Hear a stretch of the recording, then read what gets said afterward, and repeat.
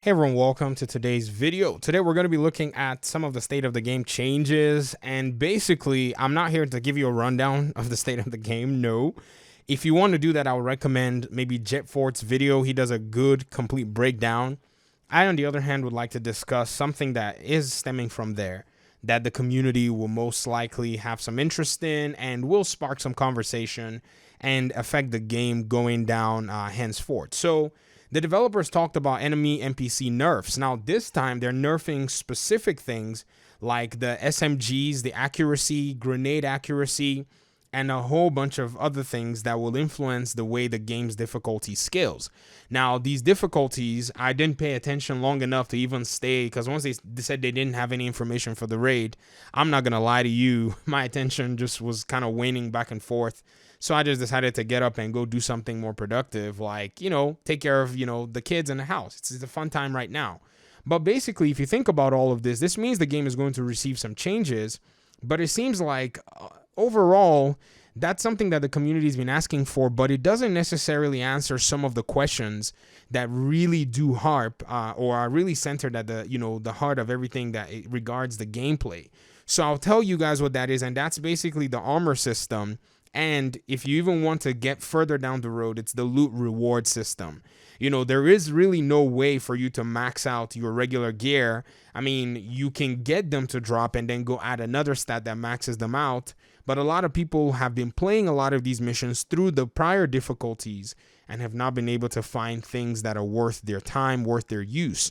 This is where there will be a little bit of a rub, because even though they go ahead and reduce the difficulty, or not reduce the difficulty, but reduce some of the enemy NPC damage parameters, it's still not going to answer those two questions. And those two questions, are very key to the central aspect of the game. What that means is, sure, you're not going to be able to take as much accurate damage from all these enemy NPCs regarding their weapons, but at the same time, you're still going to be taking some good damage as a player, if you're in open, because the game is going to punish you like that every time. It's been designed to punish players that are outside, that are not, in cover. But then players like myself, who usually finds ourselves running tank builds or running all kinds of shields, what does that really mean for a tank in this game? Does that mean that Armour will now be able to scale properly? And I think answering that question is going to be at the core of a lot of the game, because not only are shield players going to actually benefit from this, this is something that even the DPS guy that knows he's going to be punished for staying out of cover, what is any benefit for him to even run that 170,000 armor that's in one blue? Because if that's not the case, well, the damage player is going to go straight to the all red build and forget survivability and be like, forget it. If I go down, I go down. Hopefully I have a healer on my side, or if I'm in a control point, the control point officer is there to res me. If they leave the game like that, then it continues to tone down the possibility of the diversity that can be in the game. And so that's basically one of the, the conversations that needs to be had in the overall game. Another thing too is the way the loot and the reward system works. A lot of players have, basically somewhat just given up on the grind, because there really is no point in grinding. If you're not able to max out your gear, then it doesn't necessarily make a lot of sense. Now, before they brought out the recalibration library, before they brought out the reconfiguration for the exotics back like in TU6 or so, I was always pushing for an optimization station. And the reason I was pushing for it is because it's the ultimate end of a player getting their maximum gear to the maximum possible stats. And this has been something that a lot of people in the community have pushed back and said, we don't need an optimization station.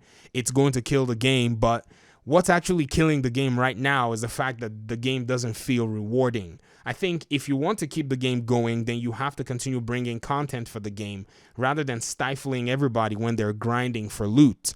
I think the approach of let them grind till their ears drop is not a valid approach, because they have content scheduled to continue to go. They have global events. They have a raid coming. They have more seasons coming. why would they want anybody to just die grinding? You know what I mean? When they can actually, make it possible for players to be able to get max rolls on specific items and then, continue going like that. And I've said it before, the cost of these kinds of things, if you want to do an optimization station, needs to be very significant. Like if you look at the reconfiguration station, the cost of reconfiguring your exotics is slightly expensive. I mean, it's not too bad, but getting an extra exotic, like in a character like my second account, where I basically have the exotics that I kind of need, and I don't have any more exotics to really spare to reconfigure an exotic, sorry, that is costly. And I think if they bring something of that nature for our regular gear, maybe call it gear reconfiguration. It doesn't have to be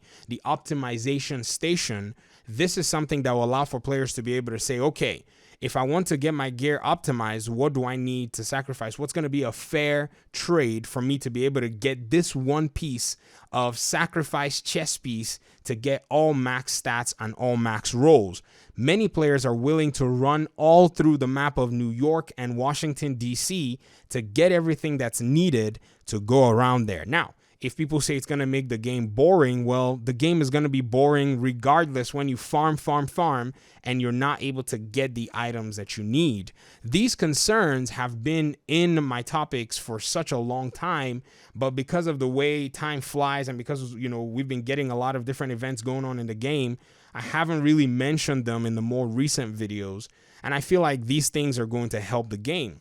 Let's face it, right now, the Division 2 seems to be at a place where they can be comfortable in actually bringing some kind of end-of-life style, content or capabilities to the game before they actually maybe move forward with the year 3, or if there will even be a year 3 or not, they can move forward with that. And now I feel like there'll be a year 3. Don't get me wrong. There were talks about an extra dark zone. They talked about PvP changes coming in TU10.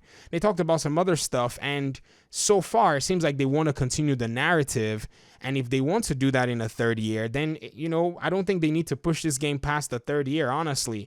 The game has gone through so much. The PR around the game with all the everything that's gone on has just really put a dent in this franchise's, star and this franchise's luck. That's just the luck of the Division. It's a game that's just very capable of attracting all kinds of weird events into it. And so it's a lesson learned for them as a team. It's a lesson learned for the players as gamers, that, we will always be, conscious before we buy, any kind of content from Massive. Many people have said it, and that's just the reality. I mean, like I've said, you are an adult and you are able to spend your money wherever you want. But at the same time, I'm a fan because I understand that there are not a lot of perfect games out there, but that doesn't keep me blind to the issues that are in this particular game that we call the Division 2. So these two things on the forefront of the entire discussion need to at least be something that Massive addresses very soon. I can understand that with the new raid coming, enemy NPCs being able to make mistakes and enemy NPCs being not so legendary every time is something that will probably allow for people to be able to understand the raid if the raid is basically more about mechanics than just DPS. And I do hope that this raid is about mechanics than anything else, because to be very honest, man, I know the Operation Dark Hours, they tried to do a mix of mechanics and a mix of DPS, but it just happened to be a bunch of DPS more than anything else. And I wish they would just get it to the point where you can enjoy the mechanics and enjoy the systems in the game rather than just, mashing all the DPS and everything within, it's just really weird, in my opinion anyways. But let me get out of your hair. I want you guys to respond to this video.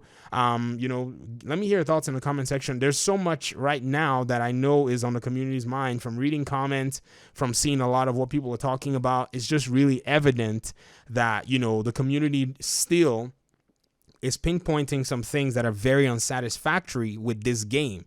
And it's very shocking, in my opinion, that this development team is not making faster moves. Right now, everybody is saying, with all the situation going on around the world, massive, and the studio had to kind of send their staff home to work from home. And I think that makes sense. But, you know, Sweden actually did not go on a mandatory kind of lockdown. That was basically based on, you know, different companies to do as they would, you know, as they felt necessary for their teams. And I appreciate the company for looking after its employees, but at the same time, it's a product that a lot of people have paid for, and they might need to continue to grind even while they are remote from, you know, their office spaces or from their environments where they usually work. And it's a little more challenging probably, but, you know, y'all have a business to run. And that's the thing about business running mindset. It's a mindset that, you know, has to push against odds to be able to satisfy the customer. And I think what's happening is there's not a lot of customer outlook going on right now. I think it's more like a community outlook, but to be in a community, everyone has got to have a shared common goal, massive. And right now, if your shared common goal is not helping, you know, your community to be able to make the game better, and you're dragging your feet on very basic things that you could change, especially in this time, then I don't know if you have a community left. I pray we do have a community left. I like the division, but we have to come to terms with what's going on. Okay, I'm out of here. Let me hear your thoughts in the comment section. Peace.